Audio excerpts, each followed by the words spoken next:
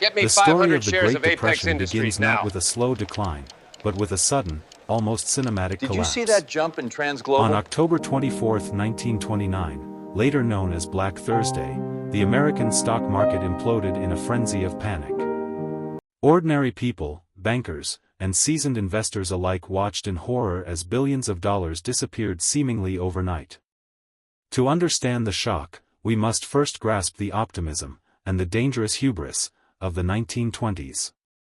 The Roaring Twenties were a decade of excess. Jazz filled the airwaves, automobiles became a symbol of freedom, and skyscrapers began to punctuate the skyline of major cities. The economy seemed unstoppable. But beneath the glitz and glamour, the system was fragile. Stock prices were inflating far beyond the real value of the companies they represented.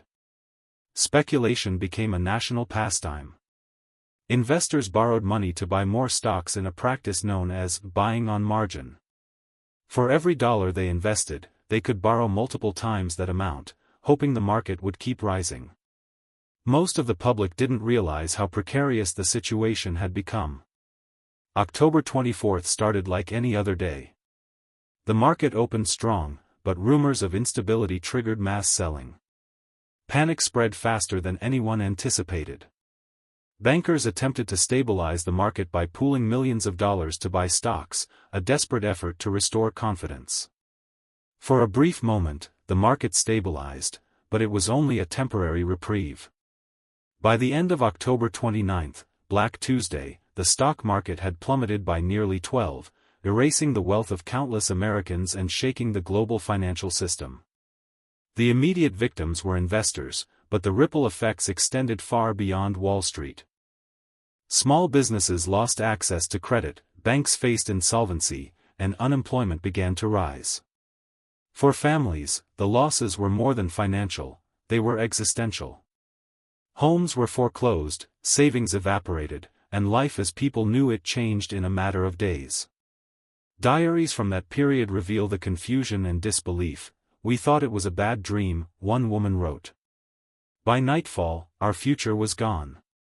Yet, the human stories behind these numbers are often overlooked. Behind the headlines of plummeting stock prices, there were families making impossible choices, parents skipping meals so children could eat, children leaving school to work in factories, and farmers forced to abandon their land as crop prices collapsed. In cities, breadlines became a common sight, and soup kitchens, often run by churches or charitable organizations, became lifelines. It wasn't just the financial collapse that shocked people, it was how quickly society seemed to unravel. The very institutions people trusted, from banks to government agencies, appeared powerless. Bank runs became a terrifying daily ritual, long lines of depositors outside shuttered banks, hoping to retrieve whatever little money remained. Many never got it. Savings that had taken decades to accumulate were wiped out in an instant. The psychological impact of this loss cannot be overstated. People who had once felt secure suddenly faced the abyss of poverty.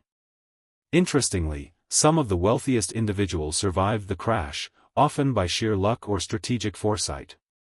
Stories abound of those who liquidated their stocks before the fall or diversified their investments internationally. But for the majority of Americans, there was no such safety net. Middle-class families, once considered financially stable, found themselves thrust into uncertainty. This contrast between the few who escaped unscathed and the masses who did not would define the early years of the Depression. Even beyond the borders of the United States, the crash sent shockwaves around the world. International trade plummeted, banks in Europe failed, and nations dependent on American loans were suddenly left vulnerable. The Great Depression, although born in the United States, would become a global catastrophe, reshaping economies and politics worldwide. In this sense, the 1929 crash was not just a financial event, it was the opening act of a decade-long human drama marked by suffering, resilience, and unforeseen consequences. What makes this period particularly fascinating, and often underreported, are the small, almost invisible stories that illustrate how lives were disrupted in ways statistics cannot capture. For example, consider the small-town grocer who had invested his life savings in local industries, only to see both collapse. Or the young office clerk who had just bought her first car with a loan and suddenly faced mounting debts she could never repay. These stories remind us that the crash was not a distant economic phenomenon, it was a personal, often devastating experience for millions. Historians have long debated whether the crash itself caused the Great Depression or merely triggered it. Some argue that underlying structural weaknesses, overproduction, underconsumption, and uneven wealth distribution, set the stage long before October 1929. Others point to policy failures, particularly the Federal Reserve's inability to stabilize credit markets, as accelerants to the disaster. Either way, the immediate aftermath left no doubt that the world had entered a new, precarious era. In cinematic terms, the crash serves as both the inciting incident and the symbol of human vulnerability. It represents the fragility of perceived stability, the illusion of control, and the speed at which ordinary lives can be upended. By the end of 1929, America was no longer a nation riding high on prosperity, it was a country staring into the abyss. And yet, as we will see in the following sections, life did not stop. Families adapted, communities found ways to survive, and the human spirit, though tested, began to respond in remarkable, often unexpected ways. As the dust settled on Wall Street, the human consequences were only beginning to unfold. It is here, in the intersection between economic theory and personal experience, that the real story of the Great Depression begins. The crash was the spark, but the fire it ignited would burn through every town, every family, and every street in America. And hidden within that devastation are stories of courage, ingenuity, and even moments of dark humor that history books rarely capture. This was the world Americans awoke to after Black Tuesday, a world where wealth vanished overnight, trust was shattered, and survival became the central question of every household. In the next section, we will step off Wall Street and into the streets, homes, and fields where ordinary people confronted the harsh realities of life in poverty, revealing a side of the Great Depression that is often hidden from memory. While the headlines of the Great Depression often focus on stock market collapses and bank failures, the real story unfolded in homes, streets, and neighborhoods across America. The abstract numbers, unemployment rates, bank losses, GDP contraction, only hint at what daily life truly looked like. For millions of ordinary Americans, poverty was not a statistic, it was a persistent, unrelenting reality. In cities, families were forced to make impossible choices.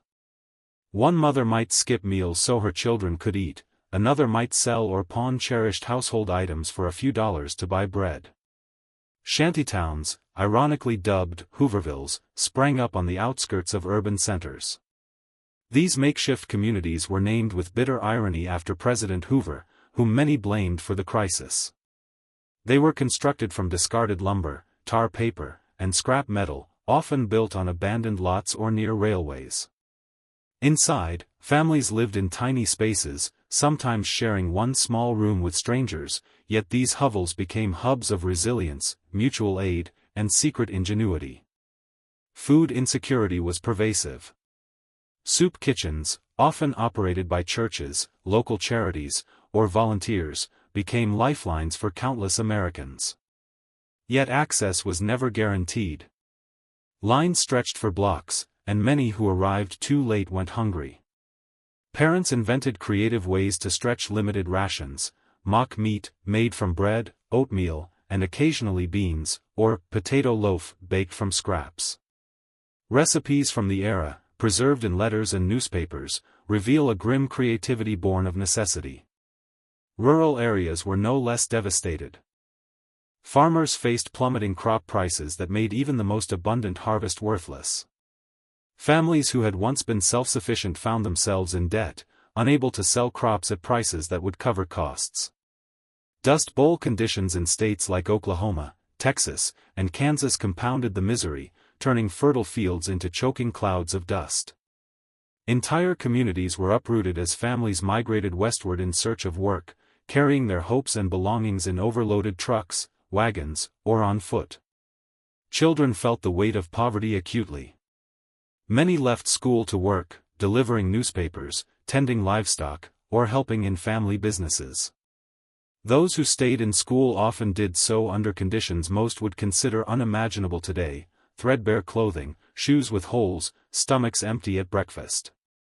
Yet even in hardship, moments of normalcy persisted. Children created games from scraps, played in empty lots, and built friendships that offered a temporary escape from harsh realities. Diaries and letters from the era reveal not just suffering, but surprising joy and resilience. The urban poor also encountered social stigma and marginalization.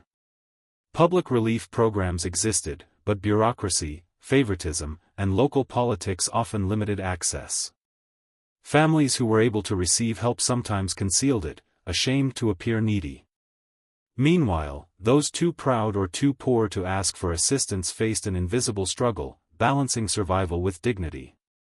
This hidden social layer of the depression, shame, pride, and quiet perseverance, is rarely captured in textbooks but defined the lived experience for millions. Employment, or the lack thereof, shaped every household.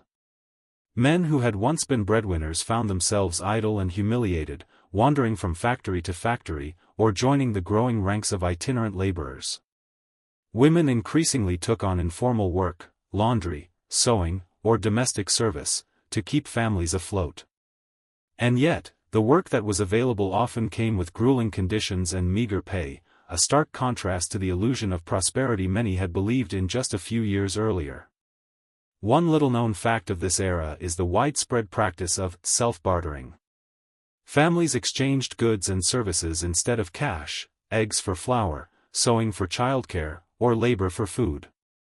These invisible economies became crucial to survival, creating informal networks of trust and dependence. In some neighborhoods, these barter arrangements sustained entire communities when money was scarce or non-existent.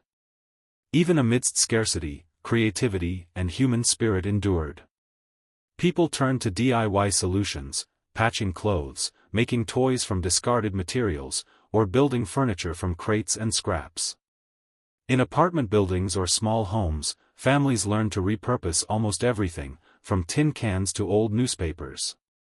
Some of these adaptations, while born of necessity, would inspire cultural shifts and resourcefulness that endured well beyond the Depression.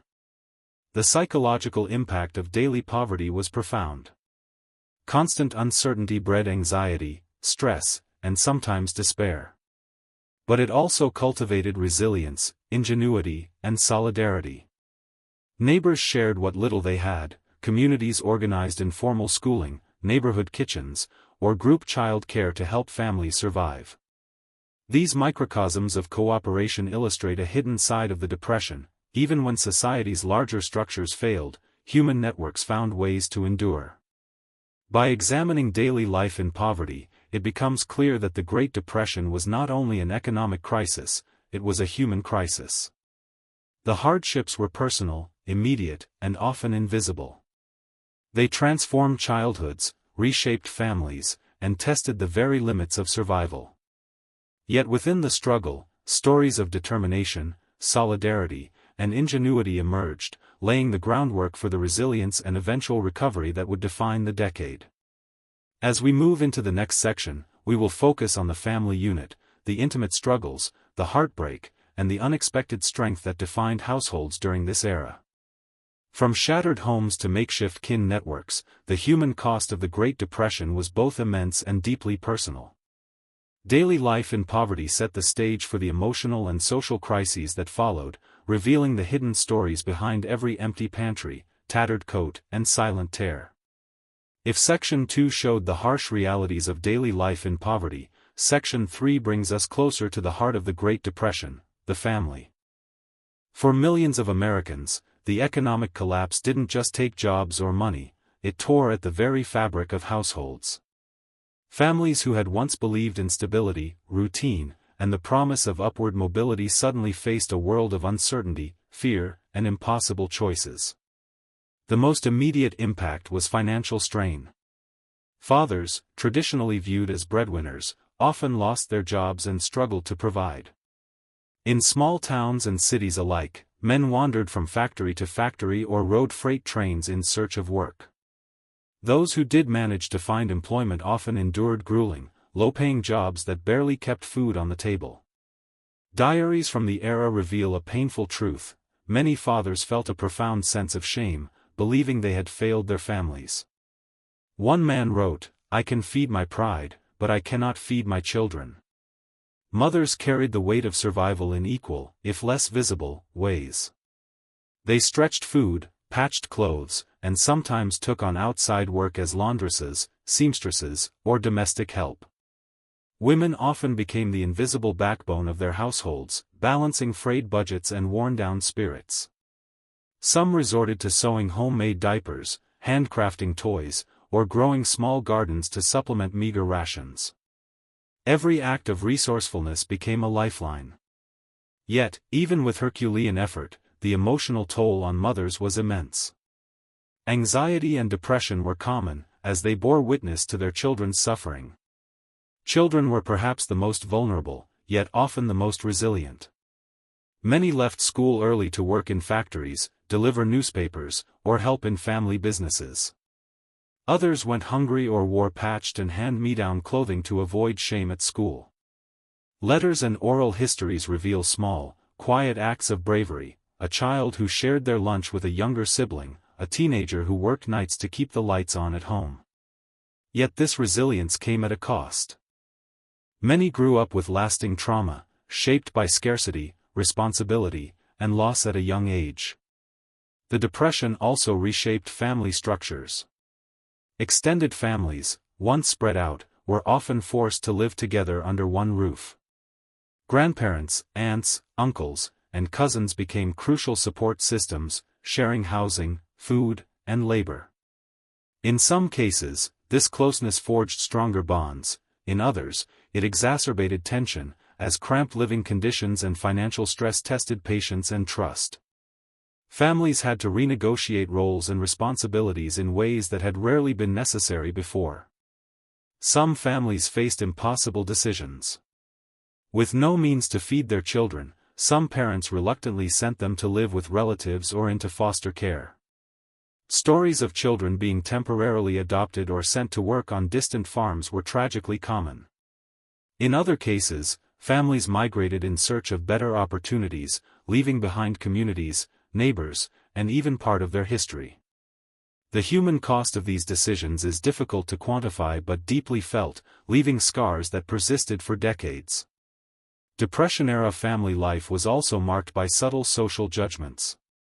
Communities often assumed that hardship reflected personal failure. Families struggled not only against poverty but against stigma. Men who could not provide were sometimes shunned; mothers who sought work were criticized for neglecting their duties. Despite this, many households found creative ways to maintain dignity and morale. Family storytelling, communal meals, and shared humor became acts of resistance against despair. Another often overlooked facet was the rise in domestic ingenuity. Families repurposed almost everything: worn clothing became quilts, tin cans became storage, and scrap lumber transformed into furniture. Every object was stretched to its limit, every meal maximized for sustenance. These practices weren't just survival, they reflected adaptability, foresight, and quiet pride. Diaries and letters reveal a recurring theme: even in scarcity, families sought to preserve their identity and dignity. Marriage and relationships also came under strain. Economic stress increased tensions, and in some cases, domestic violence rose. Divorce rates, while initially declining due to cost, later increased in certain urban areas as long-term financial pressures took their toll. Yet alongside the hardship, many marriages deepened, grounded in mutual reliance and shared adversity. Couples found unexpected strength in cooperation, reinforcing the idea that survival during the Depression was as much emotional as it was financial. Interestingly, the Depression also highlighted the power of intergenerational lessons. Older generations who had survived earlier economic crises, such as the Panic of 1893 or World War I, passed on wisdom about thrift, resourcefulness, and perseverance. Children learned early the value of money, labor, and community. Many grew into adulthood with skills and resilience that would shape the post-Depression era. Ultimately, families during the Great Depression navigated a delicate balance between despair and hope. Every meal rationed, every job sought, every difficult decision became a microcosm of the broader societal struggle. The family unit was tested, transformed, and, in many cases, strengthened in unexpected ways. These stories, of sacrifice, creativity, and resilience, offer a rare window into the human side of the economic catastrophe, showing that behind the statistics were living, breathing households fighting to survive. By understanding the intimate struggles of families, we gain a deeper appreciation of the emotional and social costs of the Great Depression. Daily poverty was one thing, but the impact on the people we loved, the homes we lived in, and the children we raised revealed the crisis in its full human dimension. This intimate lens naturally leads us to examine the broader question of work, unemployment, and the forgotten jobs that defined this era, where the struggle to provide for a family became a daily, often invisible, battle. If families were the heartbeat of society during the Great Depression, work was the lifeblood that kept them alive. Yet for millions of Americans, the lifeblood had dried up. Unemployment skyrocketed from 3.2 in 1929 to nearly 25 by 1933, leaving men, women, and even teenagers scrambling to survive. But the story of work during the Depression is not simply about missing paychecks, it's about forgotten jobs, invisible labor, and the desperate ingenuity people employed just to keep going. Factories that had once hummed with activity were suddenly silent. Machinery sat idle, waiting for orders that would never come. Skilled workers found themselves lining up at relief offices instead of operating presses, looms, or assembly lines. Labor unions were present but limited in influence, often unable to negotiate protections or fair wages. Meanwhile, the informal economy swelled as people turned to anything they could do for cash, barter, or food. One of the most iconic yet underreported aspects of Depression-era labor was the rise of itinerant workers, or hobos. These men, mostly men, though women also participated, traveled the country riding freight trains, moving from town to town in search of odd jobs, seasonal work, or simply food and shelter. Hobo camps, known as jungles, emerged near rail yards, where men shared stories, improvised meals, and crafted elaborate codes of conduct to maintain order among strangers. Some historians estimate that tens of thousands of Americans adopted this transient lifestyle at its peak, a silent army of the unemployed wandering the nation. In cities, street labor and informal jobs became crucial. People shoveled snow, painted fences, ran errands, or delivered newspapers for a few cents a day. Women often earned meager wages through laundry, sewing, or cooking for wealthier neighbors. Children, as young as 10, took on jobs to help support their families, selling newspapers, shining shoes, or working in small factories. These were the forgotten jobs, labor that was essential for survival but almost entirely invisible in official statistics. The desperation for work led to remarkable adaptability and, sometimes, dangerous risks. Some families resorted to scavenging for firewood, scrap metal, or discarded food. Men took on physically grueling labor for tiny pay, such as digging ditches, loading coal, or construction work without proper safety equipment. Teenagers and young adults often traveled far from home to work in canneries, cotton fields, or lumber camps, facing harsh conditions in exchange for a few dollars or meals. These invisible struggles were the backbone of an economy in freefall, yet remain largely absent from popular memory. Even those who maintained employment often experienced dramatic reductions in hours or wages. Factory workers, office clerks, and salesmen saw their paychecks slashed, sometimes by 50 or more.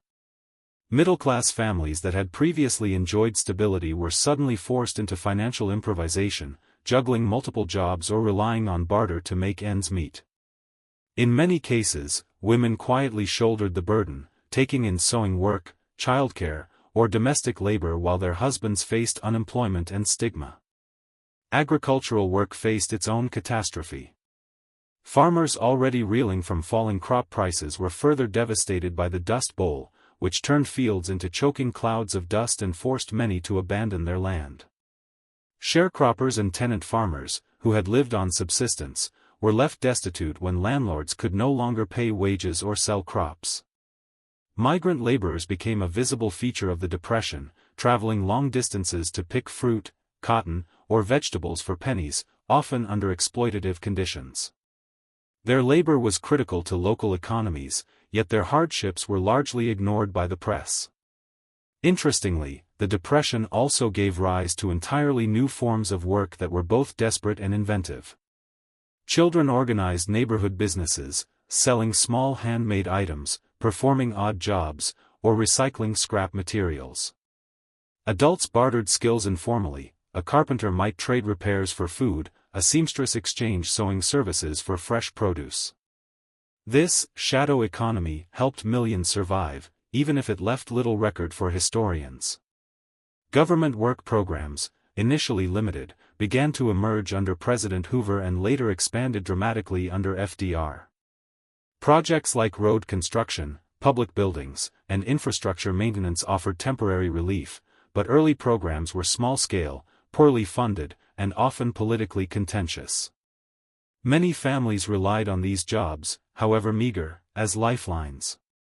The work was physically demanding, the pay minimal, but it provided structure, a sense of purpose, and, importantly, food on the table. Psychologically, the loss of work carried profound consequences. Men who could no longer provide for their families faced humiliation and despair. Women who had to work outside the home confronted social stigma. Children were forced to grow up faster than ever.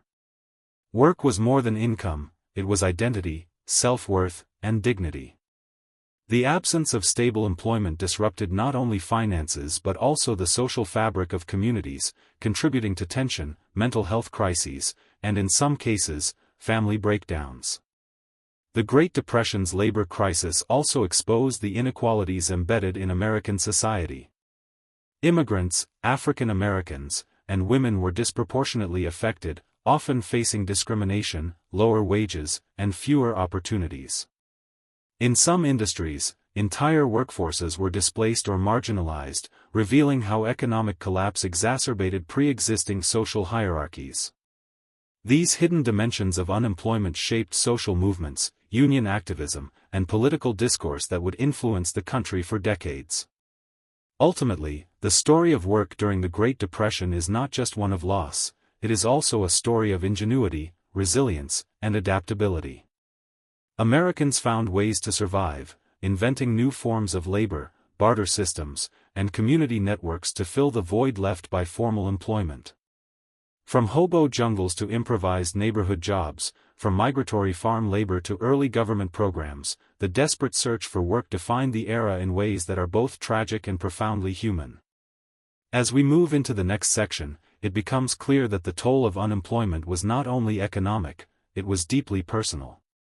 Beyond lost wages and vanished opportunities lay the emotional and psychological impact on individuals and families, a hidden crisis that shaped the human experience of the Great Depression. In Section 5, we will explore the mental and emotional toll of these years, revealing the silent struggles behind the statistics and the extraordinary ways people coped with despair. While unemployment and poverty devastated households during the Great Depression, the psychological scars they left were often deeper than the material ones. Hunger can be remedied, jobs can be found, or lost again, but the mental and emotional toll of prolonged hardship left lasting imprints on millions of Americans. This hidden layer of the Depression is rarely explored, yet it is essential to understanding the full human cost of the era. The constant uncertainty created an atmosphere of chronic stress. Families who had once felt secure suddenly lived under a cloud of fear. Parents worried endlessly about putting food on the table, paying rent, or keeping their children healthy. Fathers who had lost jobs wrestled with feelings of inadequacy and shame, while mothers carried the dual burden of household management and emotional labor. For children, the disruption of normal routines, school closures, relocation, or long hours of work, instilled anxiety, insecurity, and in some cases, trauma that lasted into adulthood. Suicide rates, tragically, rose in many parts of the country, reflecting the desperation that had no easy outlet. Letters, diaries, and oral histories reveal private struggles often hidden from neighbors, illustrating the depth of despair. One man recounted hiding his hunger from his children by pretending to eat, while secretly going without. Another woman wrote of nights spent weeping quietly after telling her children yet again that there was no food to spare.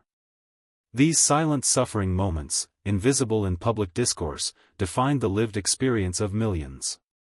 Depression and anxiety were widespread, though poorly understood at the time. Mental health infrastructure was minimal, and social stigma often prevented families from seeking help. Psychologists and doctors who documented the era noted an increase in what they termed nervous disorders, or nervous breakdowns, conditions stemming directly from prolonged financial strain, social pressure, and hopelessness.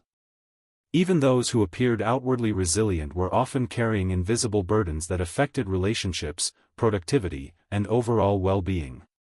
Alcohol and gambling became coping mechanisms for many, providing temporary escape from relentless pressure. Saloons, speakeasies, and informal gambling circles offered not just diversion but social connection, a rare outlet for expression in a society under siege. Yet these same behaviors could exacerbate family conflict and financial instability, creating a vicious cycle of temporary relief followed by deeper anxiety and loss. Hidden stories from small towns describe families losing the last of their savings at a card game or a dice table in hopes of a miracle that never came. Community support networks, however, offered counterbalances to despair. Religious groups, neighborhood associations, and informal clubs became pillars of emotional sustenance. People shared food, advice, and companionship, creating microcosms of resilience. These networks were crucial not only for survival but also for preserving mental health in a time when institutional help was scarce. They reveal the often overlooked truth that human connection was as critical as food or money during the Depression. Children, in particular, bore emotional burdens in unique ways. Many witnessed their parents' humiliation, conflict, and worry, internalizing these experiences as personal failure. Some developed hyperindependence, taking on adult responsibilities at young ages, while others retreated into imagination, games, or escapist storytelling as a way to cope. Letters from teenagers working in factories or fields reflect the strain of responsibility intertwined with hope, humor, and ingenuity, a complex emotional cocktail rarely captured in textbooks. Isolation intensified mental strain. Families displaced by migration, foreclosure, or job loss often lost the social networks that had previously supported them. Newcomers in unfamiliar cities faced discrimination, overcrowded living conditions, and an invisible hierarchy that left them vulnerable and stressed. In rural areas, isolation was compounded by environmental disasters like the Dust Bowl, leaving families cut off from neighbors and resources. The psychological weight of these conditions was immense, yet often overlooked by contemporary chroniclers. Interestingly, the Depression also revealed a paradox of resilience. While anxiety, despair, and grief were rampant, human adaptability emerged in unexpected ways. Humor, storytelling, and small rituals became powerful coping mechanisms. Parents told jokes to distract children from hunger, neighbors shared anecdotes to lighten the load of hard work, and people found solace in radio broadcasts, movies, or music, creating moments of mental reprieve. These acts were not trivial. They were lifelines in a society under constant stress. Mental health struggles also intersected with social inequality. African Americans, immigrants, and women often faced compounded pressures, economic hardship layered atop systemic discrimination, social marginalization, and limited access to support networks. Their emotional toll, while parallel in intensity, was amplified by societal barriers. Hidden histories from these communities reveal remarkable fortitude, ingenuity, and quiet heroism in the face of multiple layers of adversity. Ultimately, the mental and emotional toll of the Great Depression demonstrates that the crisis was more than economic, it was profoundly human. The loss of work, the scarcity of resources, and the relentless uncertainty created a landscape of silent suffering that permeated homes, schools, and neighborhoods. Yet within this darkness, people found ways to endure, through community, ingenuity, humor, and small acts of kindness. These stories of mental resilience are the undercurrent of the era, the hidden narrative that gives depth and humanity to the statistical history of unemployment and poverty. As we move into the next section, it becomes clear that economic collapse and psychological strain were intertwined. Government programs, charitable efforts, and policy responses attempted to address material needs, but they could not fully heal the invisible wounds carried by millions. In Section 6, we will explore the New Deal and other government responses, not just the successes, but the failures and overlooked consequences, revealing how policy interacted with human lives in complex, often unexpected ways. As the Great Depression deepened, millions of Americans turned to the government for relief, hoping for programs, policies, or intervention that could stabilize their lives.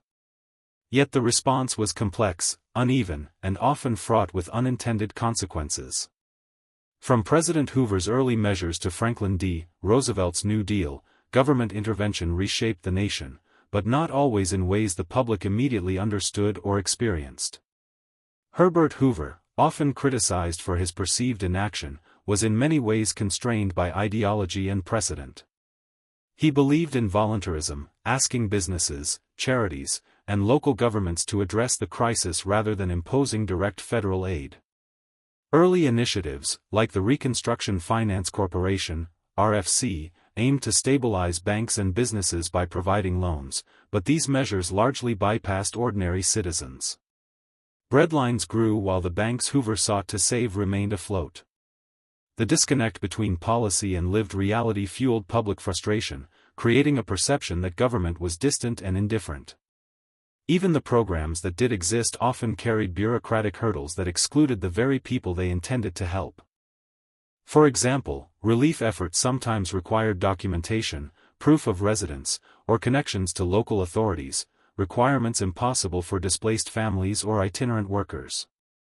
Migrant families, particularly those fleeing the Dust Bowl, often found themselves denied assistance in cities far from their home states. Hidden histories recount desperate parents turned away from soup kitchens or denied work because of technicalities. The irony was bitter: government programs existed, yet millions remained trapped in poverty while paperwork and politics dictated eligibility. When Franklin D. Roosevelt assumed the presidency in 1933, he promised a New Deal for the American people, signaling a shift toward more direct intervention. Programs like the Civilian Conservation Corps, CCC, the Public Works Administration, PWA, and the Works Progress Administration, WPA, employed millions in public infrastructure projects, from road construction to school building. These initiatives not only provided jobs but also sought to instill hope, giving families structure and purpose amid chaos. Yet even these programs were imperfect and unevenly distributed.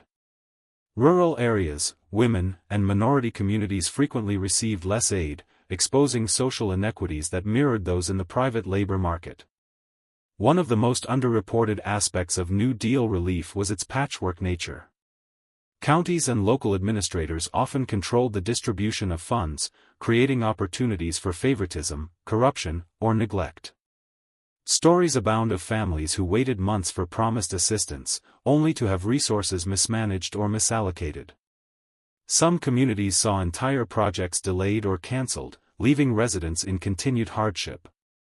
For those dependent on daily wages or immediate food aid, bureaucratic delays could mean the difference between survival and starvation. Even seemingly successful programs carried hidden costs. The CCC, for example, provided work for young men in camps across the country, where they earned modest wages and learned skills. Yet separation from families, regimented life, and harsh labor conditions created new stresses. Women, meanwhile, were largely excluded from these employment programs, highlighting persistent gender inequities. Similarly, federal agricultural programs sought to stabilize crop prices, but in practice, they sometimes forced farmers to destroy crops or livestock while communities went hungry, a stark and ironic reality that exemplifies the unintended consequences of policy. Another frequently overlooked aspect of government response was public perception. Policies that were well-intentioned often carried stigma. Receiving federal assistance could invite shame or social judgment, particularly in tightly knit communities. Families might refuse aid to preserve dignity, even at the expense of health or survival. Oral histories reveal that people would go to extraordinary lengths to avoid being labeled a relief case, reflecting the complex interplay between government intervention and social norms. The New Deal also generated political tension. Conservatives argued that programs were overreach, fostering dependence on the state. Populist critics contended that aid was insufficient, inequitable, or slow. Local corruption, favoritism, and mismanagement compounded frustrations. These debates were not abstract, they shaped how individuals experienced relief on the ground. A family in New York might receive enough support to survive, while a similar family in rural Arkansas could be left to rely solely on neighbors, improvisation, and sheer luck. Despite these failures and frustrations, government intervention did have lasting impact. Millions gained employment, children were fed, and public infrastructure expanded dramatically. Yet the hidden failures, bureaucratic obstacles, unequal distribution, and social stigma, remind us that policy is never purely technical, it intersects with human behavior, local power structures, and cultural norms. The Great Depression was as much a test of governance as it was of individual endurance, revealing the limits of policy in the face of widespread human suffering. Perhaps the most poignant lesson from this period is that government alone could not solve the Depression. Material aid could provide temporary relief, but the deeper human costs, psychological strain, family disruption, and social dislocation, required community, ingenuity, and resilience to navigate. Churches, neighbors, and informal networks often filled the gaps left by federal programs, creating microcosms of support that sustained families day by day. These hidden networks became as essential to survival as any paycheck or relief check. Ultimately, the government response to the Great Depression was a paradox of hope and limitation. Programs offered life-saving work and material aid, but they were uneven, imperfect, and often exclusionary. Bureaucracy, local politics, and social stigma meant that millions continued to endure hardship even as policies promised progress. The interplay between formal intervention and informal survival strategies highlights a critical theme. The story of the Depression is not just about economics or policy, it is about how real people lived, struggled, and adapted when institutions fell short. As we move into the next section, it becomes clear that amid economic collapse, emotional strain, and imperfect government aid, culture and creativity provided essential lifelines. Section 7 will explore how music, movies, radio, and everyday ingenuity kept hope alive, revealing the hidden ways Americans found resilience in even the darkest times. Amid the grinding poverty, unemployment, and social upheaval of the Great Depression, Americans turned to culture, creativity, and everyday ingenuity as lifelines. While the economic and emotional tolls were severe, the period also gave rise to extraordinary expressions of resilience. From music and radio to improvised entertainment and small acts of ingenuity, the culture of the 1930s reveals a hidden history of hope, adaptation, and even humor under extreme pressure. Radio emerged as a vital companion in Depression-era homes. Families gathered around their sets, listening to comedy shows, soap operas, news broadcasts, and live music. Programs like The Lone Ranger, Amos and Andy, and FDR's Fireside Chats offered more than entertainment, they were psychological lifelines. Radio provided a sense of connection in a time of isolation, bringing the broader world into living rooms that often lacked heat, electricity, or sufficient food. Letters from children and parents describe tuning in each evening as a ritual that temporarily suspended worry and hunger. Movies also played a critical role. Cinema became an affordable escape, offering 2 hours of distraction from the harsh realities outside the theater. Iconic films of the era, from screwball comedies to epic dramas, drew audiences in the millions. Interestingly, some theaters even allowed families to trade household items for tickets or let children in for free during special screenings, revealing the symbiotic relationship between culture and survival. Behind the silver screen, the stories of filmmakers and actors often mirrored the public's struggles, reflecting themes of poverty, resilience, and social justice. Music, too, was a constant thread of comfort. Jazz, blues, folk, and country resonated deeply with Americans, articulating both despair and hope. The plaintive notes of Woody Guthrie's songs captured the suffering of migrants and the working poor, while swing bands in urban centers lifted spirits with lively rhythms. Singing became a form of therapy, whether around a fire in a Hooverville or in cramped urban apartments. People wrote their own lyrics, adapted popular tunes, and used music to express shared experience, connecting communities even when resources were scarce. Everyday ingenuity extended beyond entertainment. Families repurposed objects, created homemade toys, and devised clever household solutions. Children played games with sticks, stones, or discarded items, inventing worlds of imagination from meager materials. Adults crafted clothing from scraps, built furniture from crates, and even constructed small gardens on vacant lots. These creative acts were more than survival strategies, they were assertions of agency in a world that had stripped many of autonomy and dignity. Odd and lesser-known cultural practices also flourished. Traveling circuses, vaudeville acts, and community theater groups offered entertainment for pennies or through bartered admission. Some neighborhoods organized talent shows, musical evenings, or storytelling circles, reinforcing community bonds and fostering morale. In rural areas, barn dances, quilting bees, and local fairs became more than social events, they were lifelines of joy, connection, and creative expression. These grassroots cultural practices reveal a hidden layer of the Depression, where despair dominated, people fought to preserve human connection and joy. Humor, surprisingly, became a vital coping mechanism. Jokes, pranks, and comedic storytelling circulated widely, both orally and in print. Cartoonists, satirists, and columnists lampooned politicians, economic conditions, and social absurdities, offering relief through laughter. In tight urban apartments or makeshift shantytowns, humor was often a survival tactic, a way to reclaim power over circumstances that felt overwhelming. Children played slapstick games, neighbors shared exaggerated stories of hardship, and even adults found small amusement in minor victories or clever improvisations. Cultural adaptation was not limited to leisure, it extended to daily life strategies. Bartering goods, creating communal meals, or organizing shared childcare became forms of social innovation. These networks allowed families to stretch meager resources while maintaining dignity. In some cases, entire blocks or neighborhoods functioned as miniature economies, with exchange systems, informal schools, and collaborative gardening. These invisible cultural networks reveal the intersection of survival, ingenuity, and community spirit, a testament to human adaptability. The Depression also inspired literary and artistic expression that captured the lived experience of hardship. Photographers like Dorothea Lange documented the suffering of families, migrants, and workers, creating enduring images of resilience and despair. Writers chronicled stories of labor strikes, migration, and family struggle, preserving hidden histories that might otherwise have been lost.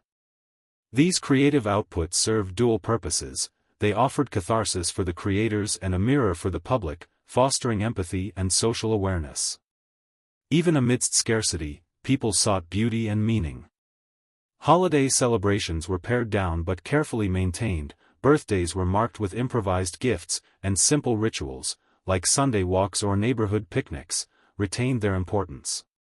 These acts were subtle defiance against despair, asserting that life, joy, and connection could persist even under extreme hardship.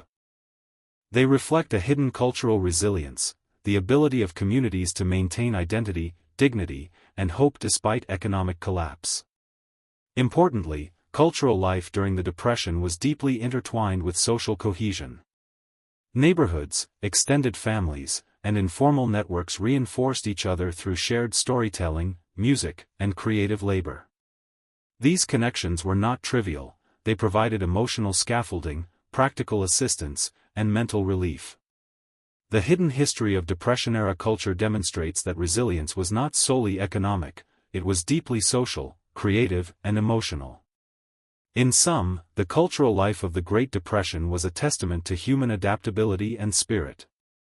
While poverty, unemployment, and despair dominated daily existence, Americans discovered hidden avenues of hope, creativity, and social connection. Music, radio, movies, humor, and improvisation became survival tools as much as entertainment. They remind us that even in the darkest times, culture is both a mirror and a lifeline, a space where human resilience manifests in ways that money and policy cannot fully capture. As we transition to the next section, the ingenuity and cultural resilience of everyday Americans set the stage for examining the more extreme and often bizarre survival strategies they employed. In Section 8, we will explore these unusual tactics, from scavenging and bartering to resourceful adaptations that reveal the hidden creativity born of necessity during the Depression. While poverty and unemployment defined daily life during the Great Depression, many Americans developed survival strategies so inventive, and sometimes bizarre, that they reveal a hidden layer of resilience rarely captured in textbooks. Beyond soup kitchens and government relief programs, ordinary people found extraordinary ways to navigate scarcity, improvising daily life with a mix of creativity, desperation, and sheer grit. One of the most iconic survival strategies was scavenging. Families combed city streets, alleys, and trash heaps for discarded food, furniture, and clothing. Dumpster diving became a silent ritual in urban centers, with hidden communities relying on what others discarded. Photographs from the era show men and women carefully sorting through piles of refuse, turning what was considered waste into fuel, food, or shelter. In some neighborhoods, scavenging was so widespread that informal codes developed. Certain blocks, bins, or delivery routes became known to veteran scavengers, creating an unspoken system of resource allocation. Bartering also became essential. With cash scarce or entirely absent, people exchanged goods and services. Eggs, flour, and vegetables were traded for shoes, clothing, or homemade items. A carpenter might trade repairs for milk, while a seamstress could exchange sewing labor for fresh produce. Entire communities, particularly in rural and semi-urban areas, functioned on barter networks, creating microeconomies that allowed survival despite the collapse of traditional financial systems. Some families even used tokens, handmade coins, or informal IOUs to facilitate exchanges when government-issued money was unavailable or insufficient. Migration itself was a form of survival. Families uprooted from drought-stricken Dust Bowl regions traveled westward in search of employment, food, or shelter. Many journeyed in overcrowded trucks, wagons, or on foot, carrying few belongings and sleeping wherever they could. These migrants, often called Okies or Arkies, faced discrimination, extreme labor conditions, and harsh living environments upon arrival. Yet their movement also demonstrates ingenuity. They formed makeshift communities, pooled resources, and adapted quickly to unfamiliar social and environmental conditions, creating hidden networks of survival along their routes. Some tactics were unusually creative. Families learned to stretch food in ways that defied imagination. Recipes from the era include mock meat made from breadcrumbs, beans, and seasonings, or watered-down coffee served as a beverage substitute. Garden plots in abandoned lots or backyards became critical sources of nutrition, while children learned to forage for wild greens, berries, and edible roots. In urban areas, families repurposed discarded tin cans, boxes, and scraps to store food, create stoves, or even build rudimentary furniture. These small acts of resourcefulness were invisible to official relief programs, yet they determined life or death for many households. Informal labor also took unusual forms. Men and women performed odd jobs outside traditional employment, shining shoes on busy streets, carrying luggage at train stations, or washing windows in exchange for coins or small meals. Children contributed by collecting coal, running errands, or assisting in family enterprises. In some cases, ingenuity led to microbusinesses, making and selling homemade bread, patching clothing, or crafting small toys. These jobs were often unstable, unregulated, and poorly compensated, yet they provided critical sustenance. Community-level innovations also emerged. Neighbors pooled resources to create shared kitchens, where families cooked collectively to reduce costs and stretch supplies. Informal childcare arrangements allowed parents to work or travel in search of resources. In some shantytowns, residents established house rules for shared living, creating small social systems that maximized safety, order, and cooperation despite extreme scarcity. These microcommunities exemplify how survival was not only individual but social, relying on collaboration, trust, and shared ingenuity. In rural areas, survival often required adaptation to environmental challenges. Farmers affected by the Dust Bowl developed innovative planting techniques, such as contour plowing and windbreaks, to preserve topsoil. Families turned to small-scale livestock, poultry, and garden plots to supplement their diets. Even seemingly mundane actions, like capturing rainwater, improvising irrigation, or reusing discarded farm materials, reflected deep knowledge, creativity, and resilience. These techniques, born of necessity, would inform agricultural practices for decades to come. Some survival strategies bordered on the extreme. People repurposed abandoned cars as temporary shelters, lived in caves or barns, and in rare cases, engaged in petty theft or black market trading to secure food. While morally complex, these behaviors underscore the severity of the crisis. When survival was on the line, societal norms were often suspended. Yet even within these extreme measures, there was creativity and adaptability, reflecting human ingenuity in response to structural failure. Mental resilience was closely tied to these physical survival tactics. Engaging in small acts of control, gardening, scavenging, bartering, or crafting, provided a sense of agency in an unpredictable world. Oral histories frequently note that the very act of making something with one's hands, or ensuring a meal through inventive means, offered psychological relief and pride, even amid desperation. Survival was therefore as much about reclaiming autonomy as it was about securing sustenance. The hidden histories of unusual survival tactics also reveal gendered and generational dynamics. Women often spearheaded household innovation, improvising meals, repurposing clothing, and establishing barter networks. Children contributed labor, scavenged for food, or assisted in family enterprises, accelerating maturity but also teaching vital life skills.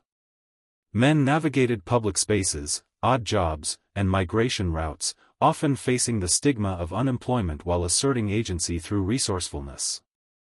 These dynamics show that survival was collaborative, complex, and stratified along social roles and age.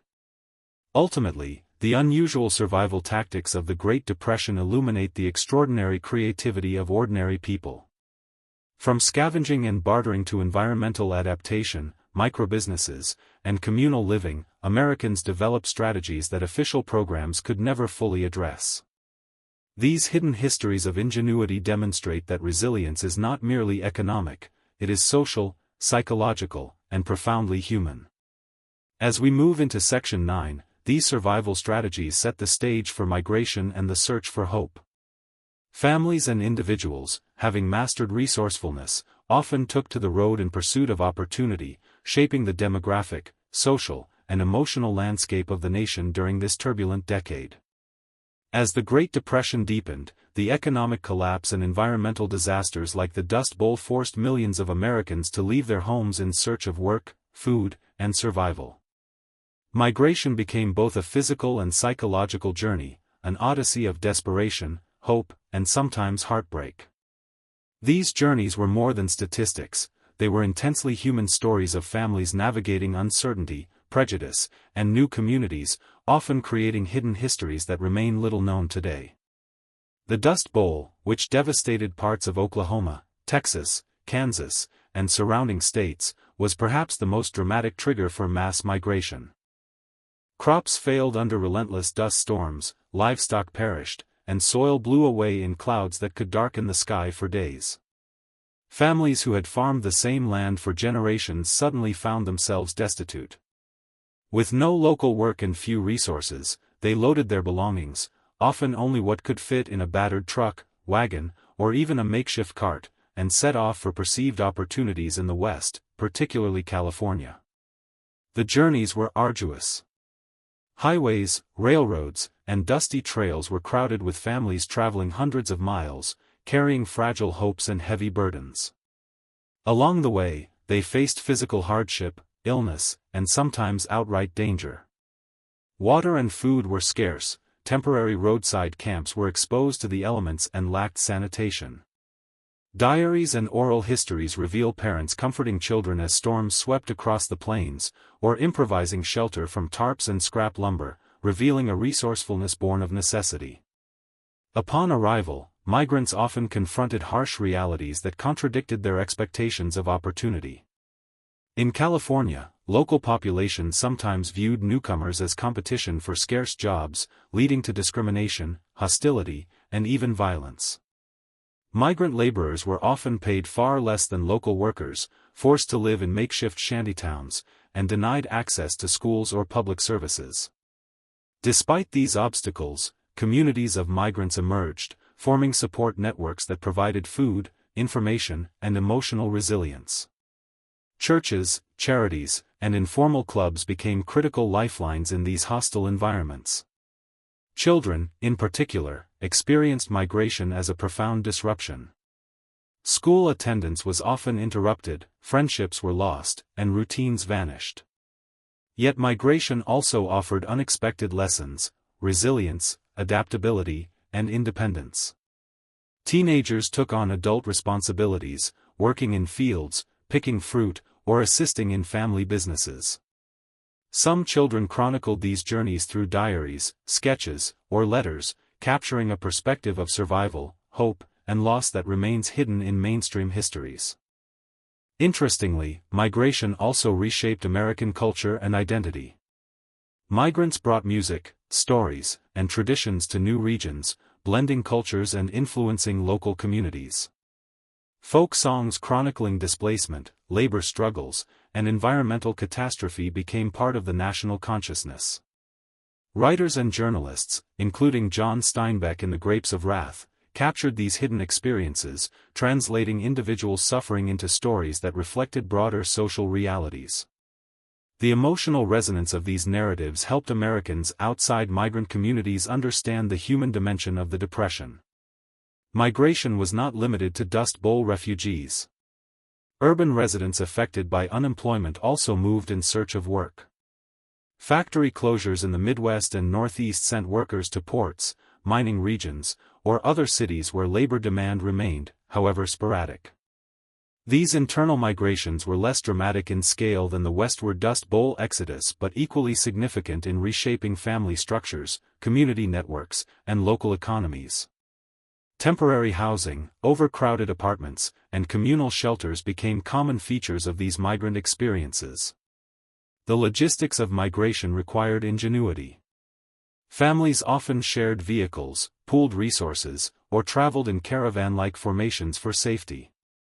Along highways, roadside camps became temporary communities where knowledge about jobs, water sources, and shelter was exchanged.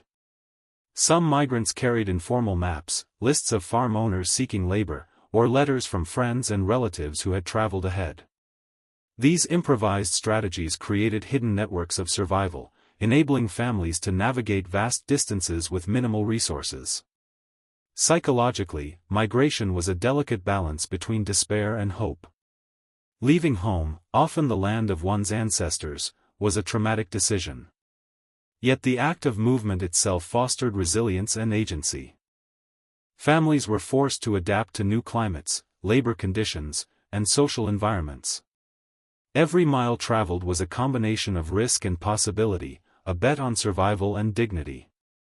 Oral histories reveal that even amid hardship, migrants cultivated optimism through shared stories, music, and humor, transforming the journey into both a literal and emotional quest for hope. Migration also revealed stark social inequities. African American families, who faced both economic deprivation and systemic racism, encountered compounded barriers when relocating. Women traveling alone or with children were especially vulnerable to exploitation. The hidden history of these intersecting vulnerabilities illustrates that migration was not merely a response to environmental or economic pressure, it was an intricate negotiation with social hierarchies, prejudice, and survival strategies. Ultimately, the story of migration during the Great Depression is a story of human endurance, adaptability, and courage. Families uprooted their lives, confronted hostile environments, and yet found ways to survive and maintain dignity. These hidden histories remind us that the Great Depression was not solely a financial crisis, it was a human migration, a reshaping of lives, communities, and the nation itself. The lessons of mobility, resilience, and ingenuity resonate far beyond the 1930s, offering insight into the ways people respond to systemic disruption. As we move into Section 10, we shift focus from survival to ingenuity in innovation and adaptation, how Americans not only endured but invented solutions that would leave lasting marks on culture, labor, and community practices. Section 10 will explore the hidden creativity and everyday problem-solving that emerged from necessity during the Great Depression, revealing the remarkable ways human spirit thrived under pressure. While the Great Depression brought unparalleled hardship, it also unleashed an extraordinary wave of human ingenuity. Faced with scarcity, Americans became inventors of survival, engineers of adaptation, and architects of hidden solutions that often went unnoticed in historical accounts. From repurposed household items to clever community systems, this era demonstrates that necessity can spark creativity in ways both practical and profound. One of the most visible examples of ingenuity was household adaptation. Families repurposed nearly everything in their homes. Worn clothing became quilts or patches, old flour sacks were turned into dresses, tin cans transformed into storage containers, stoves, or even makeshift toys. In rural areas, farm equipment was repaired creatively using parts scavenged from abandoned machinery. These solutions were not mere convenience, they were survival. Each repurposed item carried a story of problem-solving, labor, and resourcefulness that exemplifies hidden craftsmanship. Food preparation and conservation sparked its own inventive strategies. With limited access to fresh ingredients, families relied on stretch meals to feed multiple mouths. Recipes combined scraps, leftover vegetables, and unconventional protein sources to create edible sustenance. Canning and pickling became essential skills, preserving food for lean times. In urban environments, people developed ingenious cooking setups using minimal fuel, from improvised stoves made of metal containers to communal kitchen spaces shared by entire blocks. Every meal required planning, creativity, and a balance of nutrition and economy. Children also contributed to creative survival. With few toys available, they crafted playthings from scrap wood, discarded fabric, and found objects. Games were invented using sticks, stones, or paper, cultivating imagination and resourcefulness.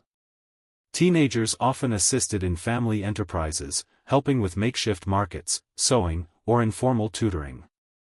These acts were small, yet significant. They fostered problem-solving skills, responsibility, and social cohesion, turning hardship into a workshop for ingenuity. Community innovation was equally remarkable. Residents of urban neighborhoods or rural towns often pooled resources to create informal support networks. Communal gardens allowed multiple families to share labor and harvest, neighborhood kitchens enabled collective cooking and food distribution, shared childcare arrangements freed parents to work or travel in search of employment. These networks, sometimes ad hoc and often undocumented, were critical lifelines, combining practicality with social creativity. They illustrate how hidden structures of collaboration sustained millions when formal institutions could not. Transportation and mobility also inspired innovation. Migrant families traveling from Dust Bowl regions to California or other industrial hubs devised creative solutions for long-distance travel. Makeshift trailers, modified trucks, and caravans allowed families to transport belongings, carry livestock, and maintain some comfort despite harsh conditions. Along the way, they developed social codes, informal maps, and survival strategies that ensured safety, food, and shelter during perilous journeys. These adaptive strategies demonstrate a unique blend of engineering, social planning, and human ingenuity under extreme conditions. Education and skill building underwent unconventional transformation as well. With limited formal schooling, especially for children in migrant families, knowledge transfer occurred informally. Parents, neighbors, and community elders taught practical skills, mechanics, gardening, sewing, carpentry, and basic finance, essential for survival. In some cases, children became apprentices in family or community enterprises, acquiring skills that would serve them long after the Depression ended. This informal system of knowledge highlights the hidden intellectual labor embedded in daily survival. Art and expression thrived in unconventional ways. Photography, painting, and music captured both despair and ingenuity, often revealing hidden truths about daily life. Dorothea Lange's photographs of migrant families and displaced workers stand as iconic examples, documenting the ingenuity required to survive environmental and economic crises. Similarly, folk songs, handmade crafts, and oral storytelling became mediums for recording hidden histories, allowing communities to assert identity and resilience through creativity. Even amid scarcity, Americans sought meaning, narrative, and beauty, turning daily struggle into cultural expression. Entrepreneurship in miniature also flourished. Many Americans created small-scale businesses from nothing, selling homemade goods, bartering skills for services, or trading salvaged materials. Teenagers might sell baked goods at school, women might offer laundry services in exchange for food, and men might undertake small repair or construction jobs in the neighborhood. These microenterprises, often invisible to official economic records, provided both income and a sense of agency. They exemplify the intersection of necessity and innovation that defined the era. In urban areas, hidden technologies and inventions emerged in response to scarcity. Some families constructed rudimentary heating systems from discarded barrels, pipes, and wood, others improvised plumbing or water storage solutions. These inventions were highly localized, tailored to specific challenges, and often shared through word of mouth. What might appear trivial to outsiders was, in reality, a sophisticated understanding of mechanics, resource allocation, and survival engineering. Perhaps most remarkable was the way these innovations intersected with resilience and mental health. Acts of creativity offered psychological relief, providing a sense of control, accomplishment, and dignity. When resources were scarce and social support limited, inventiveness became a tool for empowerment. By finding solutions, crafting objects, and creating systems for survival, people asserted mastery over a world that often felt chaotic and oppressive. Hidden creativity, in this sense, was both practical and profoundly human. Ultimately, the hidden creativity of the Great Depression reveals that innovation is not always born in laboratories or boardrooms. It is forged in adversity, necessity, and human will. Every repurposed object, barter transaction, improvised stove, and communal effort represents a story of resourcefulness, problem-solving, and resilience. These invisible acts of ingenuity illuminate a hidden dimension of the era, showing that human spirit can flourish even amid scarcity. As we transition into the next section, these everyday innovations connect to the broader narrative of hope, recovery, and the enduring lessons of the Great Depression. Section 11 will explore the slow path toward recovery, the lasting legacy of these innovations, and how ordinary Americans used creativity to rebuild both their communities and their sense of possibility.